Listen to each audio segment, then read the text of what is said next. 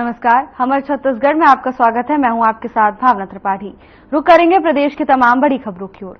खबर दुर्ग से है, जहां लगातार हो रही बारिश और जलाशयों से छोड़े जा रहे हजारों क्यूसेक पानी से उफानी शिवनाथ नदी के किनारे बसे ग्राम चंगोरी के ईंट भुट्टो से करीब 10 लोगों को एसडीआरएफ की टीम ने रेस्क्यू किया। वहीं जानकारी के मुताबिक मामले में ईंट भट्टे के संचालक की भी बड़ी लापरवाही उभर कर सामने आई है, जिसने लगातार मना किए जाने के बाद भी ईंट भट्टे के मजदूरों को नहीं हटाया, जिसके चलते लोग बाढ़ में फंस गए।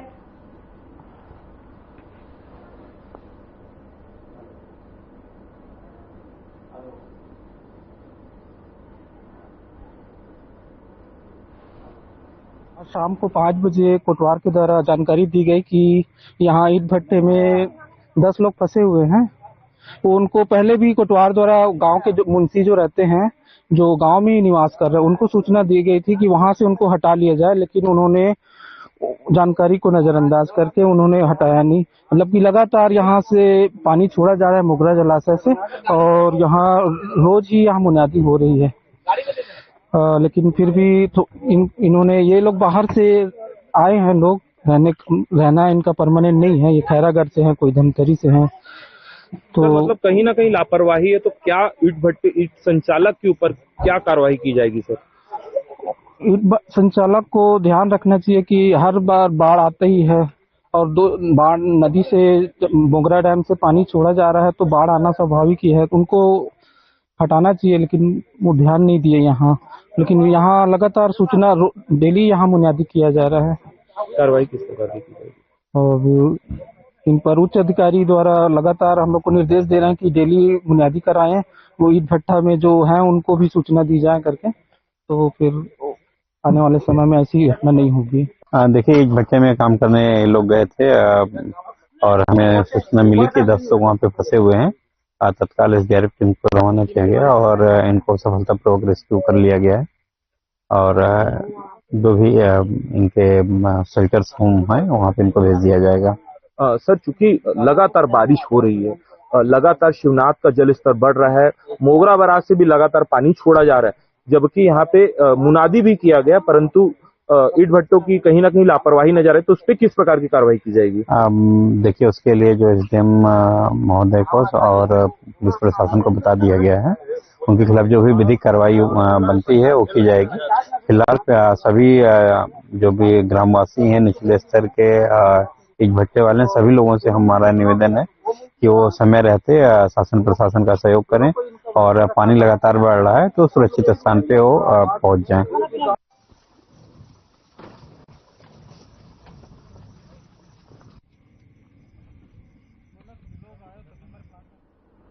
छत्तीसगढ़ विधानसभा सत्र का आगाज हो गया है, जहां विधानसभा कार्यवाही का सीधा प्रसारण देखेंगे। माइक चला के बोलिए। तो सर, मैं आपके माध्यम से ये आग्रह कर रहा हूं कि उनका जरा कैंप लगवा दीजिए ना वहां कैंसर हॉस्पिटल वालों का, ताकि जो ठीक है, मुझे आप डेट बता देंगे कब आप खाली कैंप लगवा दीजिए। वहां हम कैंप लगवा देंगे किसी भी संस्थान से कैंसर नहीं। आप एक बार जाके बैकुंठपुर का पूरा माननीय अध्यक्ष महोदय जी और उसका व्यवस्था कर दीजिए ताकि ठीक ठाक चले। मैं आपसे ये आग्रह करता हूँ, करेंगे क्या है आप?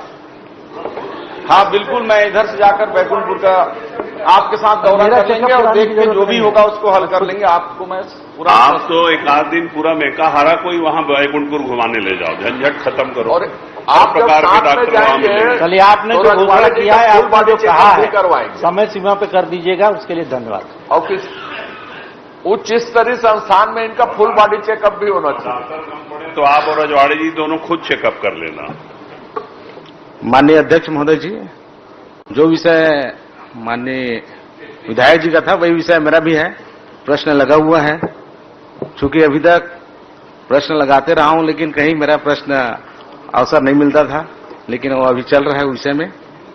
तो जो स्थिति बैकुंठपुर में है, उससे ज्यादा दुर्गति बेमेतरा जिला अस्पताल का है। वो केवल रेफर सेंटर ही बनकर रह गया है। मैं हर सप्ताह अस्पताल का विजिट कर रहा हूं, लेकिन कहीं कुछ हो नहीं पा रहा है, स्थितियां सही नहीं हो पा रही हैं। तो आप निवेदन है अध्यक्ष महोदय जी, वहां पर भी जो उचित व्यवस्था डॉक्टरों की, चाहे नर्स की, चाहे जितने इक्विपमेंट है, वहां पर तत्काल किया जाए। ठीक, उसको दिखवा लूंगा ठीक महोदय। जैसी भी गजेंद्र यादव जी अपना प्रश्न करें। धन्यवाद अध्यक्ष महोदय। मैं माननीय लोक स्वास्थ्य मंत्री जी महोदय से यह बताने की कृपा करेंगे, दुर्ग जिला अस्पताल में पिछले 2 वर्ष में कितने प्रसव सर्जरी किए गए, वह कितने मरीज के टांके खुलने की शिकायत पुनः भर्ती हुए हैं, इसके क्या कारण है तथा क्या कार्यवाही की गई है, मैं आपसे पूछना चाहता हूं।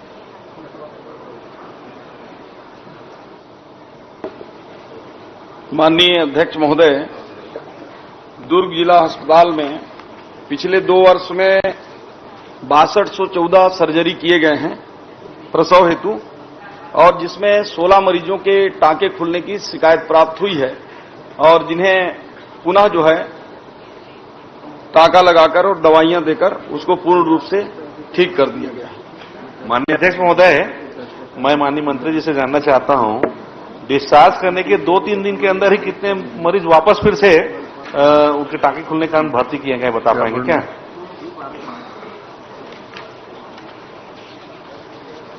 पिछले 2 सालों में माननीय अध्यक्ष महोदय 16 ऐसे प्रकरण आए थे और 16 प्रकरणों में 18/4/2022 से लेकर 31/8/2023 तक की स्थिति में 16 केस अलग अलग दिवस में आए थे और सभी को टांका लगाकर ठीक कर दिया गया। पिछले 6 महीने से किसी प्रकार की टांका खुलने की शिकायत नहीं प्राप्त हुई। नहीं माननीय अध्यक्ष महोदय, माननीय मंत्री जी, अभी मेरी जानकारी में मैं खुद 15 दिन पहले एक पेशेंट की शिकायत आया कि ब्लड निकल रहा है, टांका खुल गया है। 15 दिन पहले ही मैं उसको वापस वहां एडमिट कराया, इसलिए मैं पूछ रहा हूं, आपको जो जानकारी विभाग के द्वारा दी गई है, पता नहीं कैसे आप जानकारी दे रहे हैं। माननीय अध्यक्ष महोदय, मैं बताना चाहता हूं, लगातार हमारे जिला अस्पताल में, चूंकि संभाग का बड़ा अस्पताल है और बहुत बड़ी संख्या में प्रसव करने महिलाएं आती है, ये लगातार ये देखा जाता है कि वहां पे टांके खुलने की शिकायत 2-3 दिन के अंदर फिर से उनको वापस एडमिट किया जाता है और बार बार ब्लड निकलता है, टांके से ब्लड निकलने की जो कमी है, क्या ये जो लापरवाही हो रहा है उसको अपन सुधारने की कोशिश करेंगे क्या?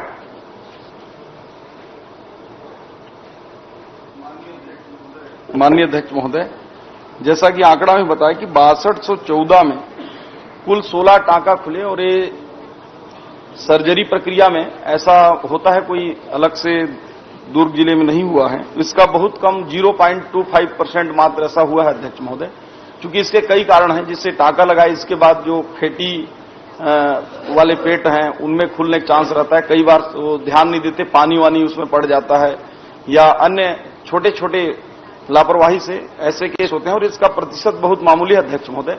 और पिछले जैसा मैंने बोला कि उसमें 6 महीने में आए नहीं है, परंतु सदस्य महोदय अगर कह रहे हैं तो उसकी भी हम चिंता कराएंगे कि ऐसी घटना कम ही कम हो और ये सामान्य प्रक्रिया है। ठीक है माननीय अध्यक्ष महोदय, इसमें मैं एक निवेदन कर रहा हूं, ये जो समस्या आ रही है उसका एक बड़ा कारण है, जैसे माननीय पूर्व सदस्यों ने भी कहा, स्टाफ की समस्याएं लगभग हर जिला अस्पतालों में है। आपसे मैं निवेदन करता हूं कि पूर्व में आपके कार्यकाल में जीवन दीप समिति से 10 रुपये लिया जाता था। वो 10 रुपये बहुत छोटी राशि हुआ करती थी, लेकिन अध्यक्ष महोदय उस 10 रुपये से हम बहुत सारी व्यवस्थाएं जिला अस्पताल को देते थे। मैं आपसे ये पूछना चाहता हूं, मैं आग्रह करना चाहता हूं, क्या वह जीवन दीप समिति में इसके द्वारा जो 10 रुपये शुल्क लिया जाता था उसको वापस फिर से चालू करेंगे क्या? आपसे निवेदन है।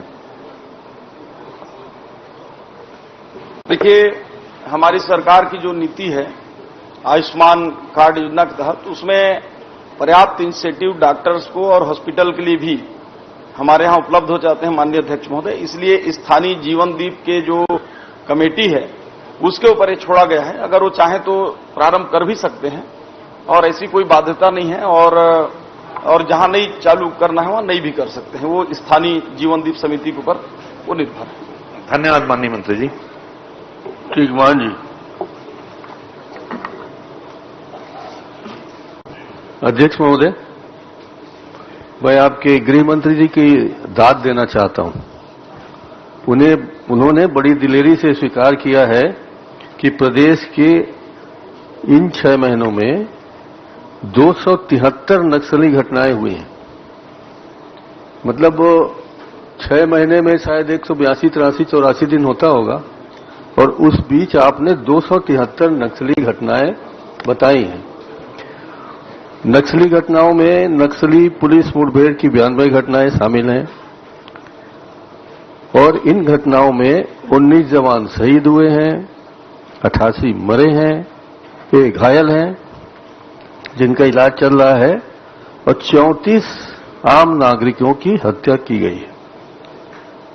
अध्यक्ष महोदय, मैं सबसे पहले तो ये पूछना चाहता हूं, जो 34 आम नागरिकों की हत्या करना बताया गया है, वो हत्या किस प्रकार से हुई है?